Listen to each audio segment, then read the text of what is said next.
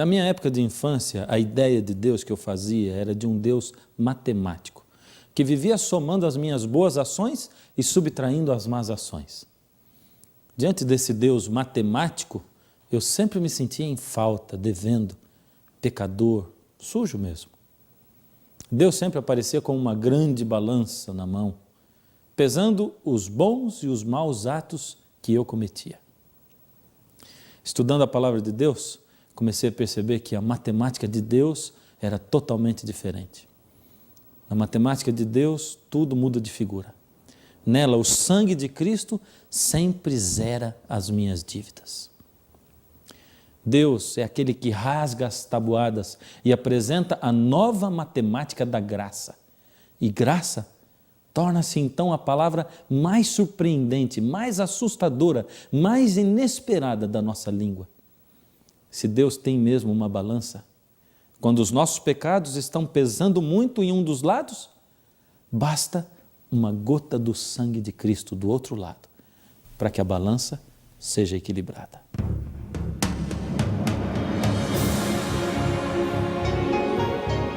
Ele permaneceu através dos tempos. O livro de Deus, a Bíblia. Indispensável em nosso mundo complexo. Está escrito, transmitindo esperança ao redor do mundo. Apresentado por Fernando Iglesias. Hoje, 10 menos 1 igual a 0. A coisa mais importante que o apóstolo Paulo encontrou em sua vida foi a graça de Cristo. Encontrar toda aquela graça fez com que Paulo descobrisse o caminho para a salvação.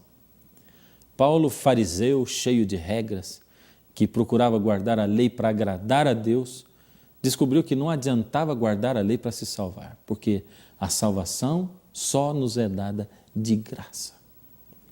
Ao mesmo tempo, Paulo também descobria que Jesus não havia desprezado a lei e que a lei tinha um lugar na vida daqueles que se convertiam. Jesus ensinou a Paulo o lugar certo que a lei deveria ocupar na vida do cristão. Ou seja, ao passo que a lei não serve para se alcançar pontos com Deus na salvação, a função dela é mostrar quando nós nos afastamos de Deus, mostrar o pecado. A lei é o espelho que mostra quando nós deixamos de viver pelo Espírito e estamos voltando a viver pela carne. É o espelho que nos mostra quando nos sujamos com o pecado e que nos faz ver que devemos voltar para Deus, ou seja, para os braços do Pai. Assim, quando a pergunta é, aboliu Jesus a lei? A resposta, quem dá é o próprio Jesus. Não penseis que vim abolir a lei ou os profetas. Não vim para abolir, vim para cumprir, é o que diz Mateus 5,17. A resposta é sim, um sonoro não. Jesus não aboliu a lei. Ele apenas mostrou aos homens qual é o lugar que a lei ocupa. Ele cumpriu a lei como ela deve ser cumprida.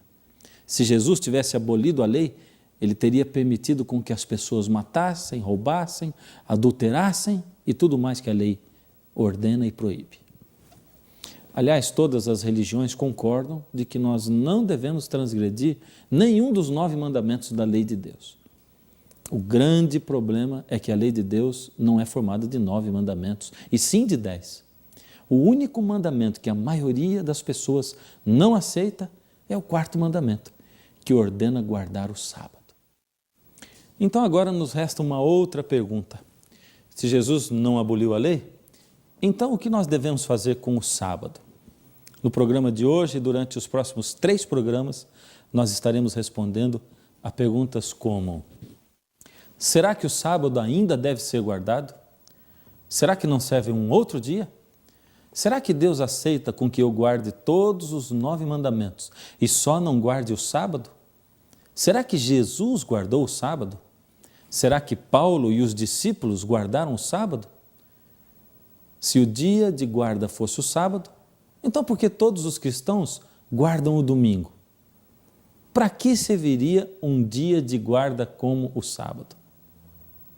Paulo estava maravilhado com a criação de Deus e ele mesmo dizia: porque os atributos invisíveis de Deus, assim o seu eterno poder, como também a sua própria divindade, claramente se reconhecem, desde o princípio do mundo, sendo percebidos por meio das coisas que foram criadas. Tais homens são, por isso, indesculpáveis. Romanos 1, 20. Mas, infelizmente, os seres humanos negam até mesmo a existência de Deus. Eu fico imaginando o que Deus sente quando Ele vê os filhos dele negando que Ele existe. Ficam tentando colocar a ciência como prova, mas não conseguem. É por isso que evolucionismo não é considerado ciência. Nada daquilo é comprovado cientificamente. Tudo que Deus criou tem propósitos definidos, sim. Na criação, cada coisa cumpre um papel e um propósito definidos. Imagine agora a cena da criação. Deus cria os elementos, o meio ambiente, as condições de vida. Cada detalhe da criação possui um propósito definido. Ele cria os animais e eles têm fôlego de vida, podem respirar, movem-se, têm instinto, procuram comida, refrescam-se. Então encontramos Deus criando o ser humano. E criou Deus o homem à sua imagem, a imagem de Deus os criou. Macho e fêmea os criou. Gênesis 1, 27. Deus criou o homem e a mulher. E havendo Deus acabado no dia 7º a obra que tinha feito, descansou no 7º dia de toda a sua obra que tinha feito. Após Deus haver criado tudo, então Deus descansa no 7º dia, o sábado. Para Deus, o sábado não é apenas mais um dia como os outros. Qualquer pessoa pode pensar que simplesmente esse negócio de um dia especial pode ser um capricho de Deus. Mas, como eu disse antes, Deus não faz nada sem um propósito especial. Deus sabia mesmo que o homem se lembraria de todos os outros mandamentos e que se esqueceria do sábado, unicamente do sábado. Por isso, o 4º mandamento é o único que começa com lembra-te. Confira comigo. Lembra-te do dia do sábado para o santificar. Êxodo 20, verso 8. Mas por que o 7º dia seria assim tão importante para Deus? Quando nós vamos conhecendo melhor a palavra de Deus, percebemos que existem muitos motivos. Assim, vamos analisar nesse programa alguns e os outros nos outros programas. Em primeiro lugar, como diz o próprio mandamento, o sábado do 7º dia é o memorial da criação. Êxodo capítulo 20, verso 8 diz: porque em 6 dias criou o Senhor Deus os céus e a terra. Ou seja, o sábado, através dos tempos, permanece gritando ao mundo que Deus é o Criador de tudo. Quando eu guardo o sábado, eu estou dizendo que creio que o mundo tem um Criador e Salvador e que Ele é Deus. A criação é a expressão maior do poder e da perfeição de Deus. Deus é organizado. Ao criar o universo, Deus abençoou o 7º dia porque em toda a criação Ele escolheu o número 7 como o símbolo da sua perfeição, da perfeição de Deus, como a assinatura ou carimbo do Criador. Deus queria deixar uma marca na criação e em sua palavra, para que o homem, ao estudar a natureza e a criação, pudesse sempre se lembrar de que Ele, Deus, é o Criador e da perfeição desse Criador. Ou seja, Deus sabia que o homem iria se desenvolver em conhecimento, que estudaria as ciências e as coisas da natureza que o próprio Deus criou. Assim, cada vez que estivesse estudando a natureza e encontrasse o número 7 como assinatura de Deus, se lembraria de que Deus é o Criador perfeito. Venha comigo fazer uma pequena viagem através do conhecimento. Eu quero mostrar a você como o número 7 é a assinatura que Deus deixou na criação. Ao criar o universo, Deus usou uma espécie de tijolinho. O tijolinho que Deus usou para criar o universo é o átomo. Quando estudamos o átomo, nós percebemos que a estrutura do átomo está totalmente ligada com a criação em 7 dias. Porque o próprio átomo, tijolinho da criação, tem a sua estrutura formada por 7 camadas energéticas. 7. K-L-M-N-O-P-Q. Mas o universo não é feito só de átomos, porque se assim fosse, tudo seria uma escuridão. Como solução para isso, Deus criou a luz, dando ao mundo claridade, calor e cores. Tudo perfeito e pleno. Você sabia que a luz que Deus criou é formada também por 7 cores monocromáticas? As 7 cores permitem infinitas variações maravilhosas. Deus criou tudo a partir do som da sua voz, e a própria voz de Deus soa como música. Enquanto Deus criava, os anjos cantavam. Está em Jó capítulo 38, verso 7. Onde estavas tu quando eu fundava a terra? Quando as estrelas da alva juntas alegremente cantavam e todos os filhos de Deus se rejubilavam? Sim, cantavam, porque a parte mais nobre do som é a música criada por Deus. E ela, a música, também é formada por 7 notas musicais. É por isso que o 7 aparece tantas vezes também na Bíblia. E quanto às aparições do 7 lá na Bíblia, existem alguns significados especiais que nós não podemos desprezar de jeito nenhum. Preste atenção. Se na Bíblia o número 7 é repetido 2 vezes, como em 77, isso significa plena perfeição. Em Gênesis capítulo 1, no verso 1, diz o seguinte: no princípio criou Deus os céus e a terra. Aqui aparecem 3 elementos: Deus, os céus e a terra. Durante todo o relato da criação, eles aparecem: Deus, 35 vezes, céu, 21 vezes, terra, 21 vezes. O mais interessante é que cada um desses números é múltiplo de 7. 7 vezes 5, 35, 7 vezes 3, 21. E todos eles somados dá 77, plena perfeição. Quando é repetido 3 vezes o número 7, como em 777, isto significa eterna perfeição. No grego, as letras têm valores numéricos, ou seja, cada letra vale um número. Em grego, a palavra cruz é stauros. Assim, se você pega a palavra cruz, em grego, e soma os seus valores numéricos, o resultado é stauros igual cruz igual a 777, eterna perfeição. Vamos ler os 2 primeiros versos da Bíblia. Estão aqui em Gênesis capítulo 1, verso 1. No princípio criou Deus os céus e a terra. A terra, porém, era sem forma e vazia. Havia trevas sobre a face do abismo, e o Espírito de Deus pairava por sobre a face das águas. Esse texto foi escrito em hebraico. Aliás, todo o Antigo Testamento foi escrito em hebraico. E em hebraico, o primeiro versículo que descreve Deus e a criação tem 7 palavras. No hebraico também, o segundo versículo tem 14 palavras, ou seja, 2 vezes 7. O relato da criação é apresentado em 7 partes, ou seja, 7 dias. Na Bíblia toda, o 7 começa a ganhar projeção cada vez maior.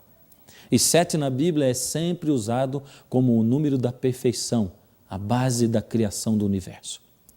Você se lembra que eu disse que o primeiro verso da Bíblia, em hebraico, tem 7 letras? Lembra que o segundo verso tem 14 letras? Os versos que descrevem a criação de Deus? Então preste atenção nisso. Até a nossa mente foi estruturada baseada na perfeição da mente de Deus. Ao criar a terra, Ele exerceu a perfeição da criatividade. O eletroencefalograma é o aparelho utilizado para medir as ondas cerebrais. Ele avalia o funcionamento correto da mente. Logo após a criação do eletroencefalograma, surgiu a curiosidade de saber qual seria a medida das ondas cerebrais quando o nosso cérebro estivesse criando, ou seja, quando estivéssemos exercendo a nossa criatividade. Ao realizarem exames, viram que enquanto um ser humano não está criando nada, as ondas delta marcam entre 0 ciclos por segundo até 6,9 ciclos por segundo. O mais intrigante é que exatamente no momento em que se inicia o processo de criatividade na nossa mente, as ondas começam a marcar entre 7 ciclos por segundo e 14 ciclos por segundo. Seria coincidência que esses números são exatamente os números de palavras dos 2 primeiros versos que relatam o ato criativo de Deus ao criar esse mundo? O 7 é a base, o alicerce da criação de Deus. Se Deus abolisse o sábado como o 7º dia da criação, estaria destruindo o alicerce da criação. E tudo por quê? Porque Deus quer que você se lembre de que Ele é o Criador. Alguns poderiam dizer, esse negócio de número 7 é só no Antigo Testamento. Então veja o número 7 no Apocalipse. Em Apocalipse 1, 4, nós vemos 7 igrejas e 7 espíritos. Apocalipse 1, 12, 7 candelabros. Apocalipse 1, 16, 7 estrelas. Apocalipse 4, 5, 7 lâmpadas de fogo. Apocalipse 5, 1, um livro selado com 7 selos. Apocalipse 5, 6, um cordeiro com 7 chifres e 7 olhos. Apocalipse 8, 2, 7 anjos com 7 trombetas. Apocalipse 10, 4, 7 tronos. Apocalipse 12, 3, dragão com 7 cabeças e 7 coroas.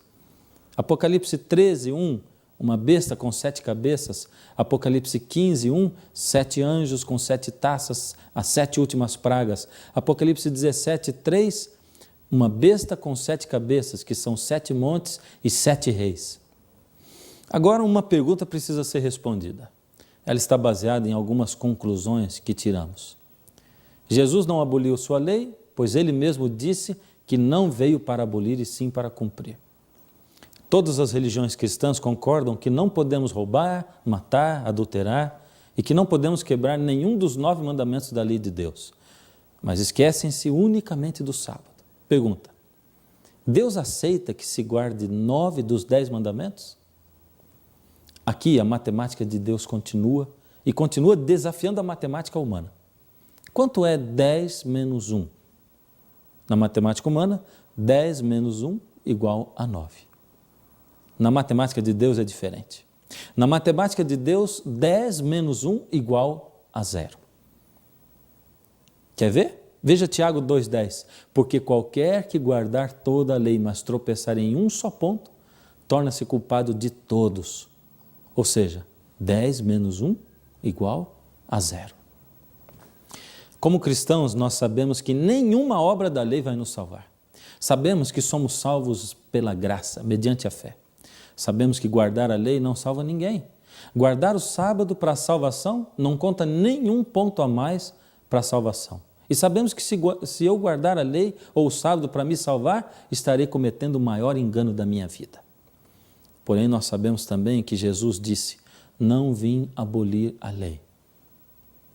Sabemos também que a lei tem a sua utilidade apenas em nos mostrar como um espelho, quando nós nos afastamos de Deus e nos sujamos com o pecado.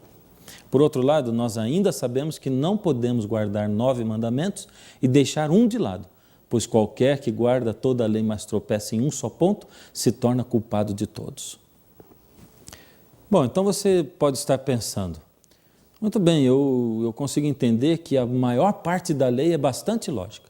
Eu consigo entender, por exemplo, que Deus tenha dito, não matarás. Afinal de contas, ninguém deve sair por aí matando, tirando a vida dos outros.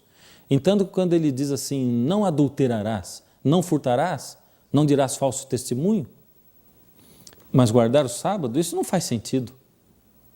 Em primeiro lugar, nem sempre o que Deus pede faz sentido na hora que Ele pede.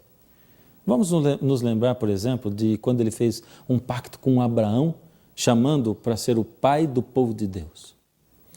Deus selou um pacto com Abraão pedindo, ou melhor, ordenando que Abraão se circuncidasse e a todos os seus descendentes, filhos, netos, bisnetos. Você sabe o que é circuncidar? Circuncidar é cortar, retirar a pele que envolve a parte de cima do órgão sexual masculino. Era uma coisa dolorosa e no mínimo esquisita, estranha, absurda. Como Deus faz um pacto espiritual com Abraão e pede a circuncisão? Não dá para entender. E tem mais, Ele ordenou que dali em diante todos os bebês ao 8º dia de vida deveriam ser circuncidados. Abraão não questionou, simplesmente fez. Deus havia pedido. Hoje nós podemos entender o porquê. A ciência descobriu que um bebê de 8 dias tem mais protombina, que é responsável pela coagulação, do que ele terá em qualquer outro momento da sua vida. Até hoje os judeus praticam a circuncisão. E as pesquisas mostram que por causa da circuncisão, as mulheres do povo de Israel têm o menor índice de câncer do colo do útero do mundo. Deus assim protegeu o seu povo, tornando-os saudáveis e férteis. Será que eu estou dizendo que você deve apenas obedecer sem questionar? Deus pede coisas que não entendemos e simplesmente diz, faça.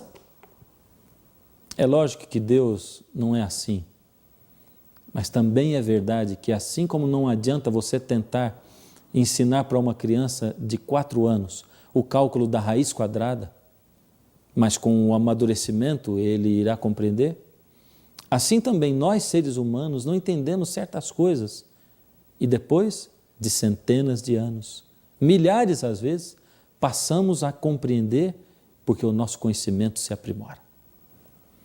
Da mesma forma como podemos entender o porquê da circuncisão hoje, também podemos entender o porquê do sábado hoje. Deus sabia de antemão que a humanidade se esqueceria de que Ele é o Criador. Deus sabia que Darwin apareceria tentando desvirtuar as marcas que Deus deixou na criação. Deus sabia de um homem chamado Darwin que apareceria. Sabia que ele seria alguém preparado especialmente para tentar fazer com que toda a humanidade se esquecesse ou desviasse daquilo que Deus disse. Ele é o Criador de tudo. A estratégia de Darwin foi evidente. Darwin havia terminado os estudos para ser pastor protestante. Ele pertencia a uma classe social, a burguesia, e a uma nação, a Grã-Bretanha, que haviam sido fortemente influenciados pela Bíblia. Darwin não se colocou assim abertamente contra a sociedade a qual pertencia e foi homenageado pelos ingleses tanto antes como depois de haver publicado a sua principal obra evolucionista, A Origem das Espécies, em 1859. Ele procurou antes inserir a sua novidade no meio dos pressupostos da sociedade na qual ele vivia. E somente poucos se aperceberam que ele tinha substituído a verdade da Bíblia por algo que, por se parecer com a Bíblia, a destruía. Assim, para combater a moeda verdadeira, a Bíblia, Darwin escolheu substituí-la por algo o mais possível semelhante, mas de valor diferente. Hoje os meios de comunicação são dominados por pessoas que não acreditam em Deus como Criador. Cientistas que acreditam no evolucionismo estão tentando transformá-lo em ciência, mas todos sabem que evolucionismo não se comprova cientificamente.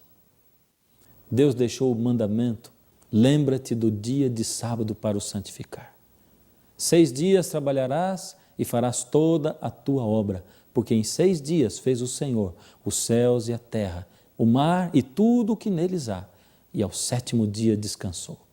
Por isso o Senhor abençoou o dia de sábado e o santificou.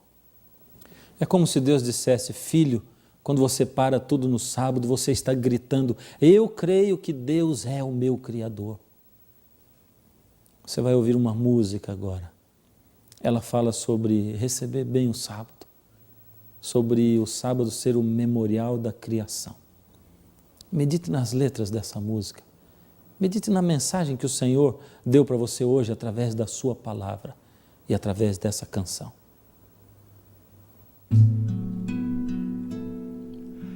Lento e calmo foge o dia, já a tarde se apagou. Oh, que paz e que alegria, pois o sábado chegou. És bem-vindo, santo dia do Senhor. És bem-vindo,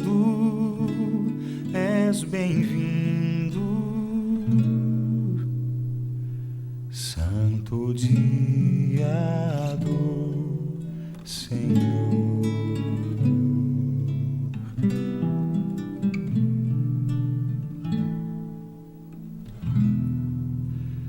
Esta hora de bonança lembra o Deus que nos criou, pois o dia de lembrança nosso Pai santificou. És bem-vindo, és bem-vindo, memorial da criação. És bem-vindo, és bem-vindo, memorial da criação.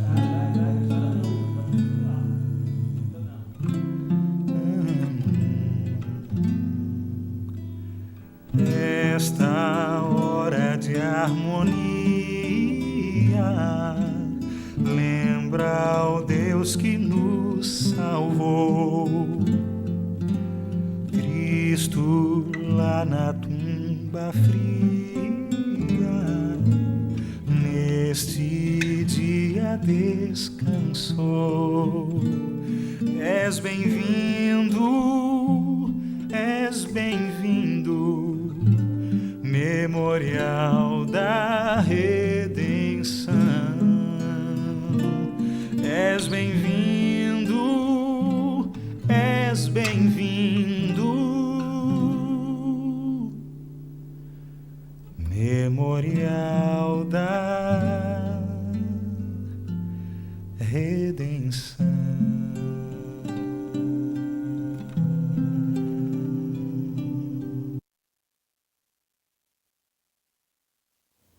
E aí, você tirou todas as dúvidas?